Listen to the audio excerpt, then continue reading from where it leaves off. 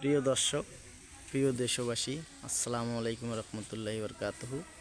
আমি এই মুহূর্তে অবস্থান করতেছি বগুড়া জেলা সারিয়াকান্দি থানা হাটফুলবাড়ি। এখানে আমাদের একটি লোবল ট্রাক্টরের সমস্যা হয়েছে। এই লোবল ট্রাক্টর দেখেন, এই যে এসি কেবিন গাড়ি। এই গাড়িটার সমস্যা হয়েছিল ইঞ্জিনের সাদা ধুমা, সমানে সাদা ধুমা এবং ইঞ্জিন আপ ডাউন করে, রেজে পাড়া দিলে ইঞ্জিন বসিয়ে আসে। তা আমি এখন এই ইঞ্জিনটার দেখলাম, দেখে হাওয়া তেলের ট্যাঙ্কি সব কিছু পরিষ্কার করলাম, করার পরে দেখতেছি হয় না।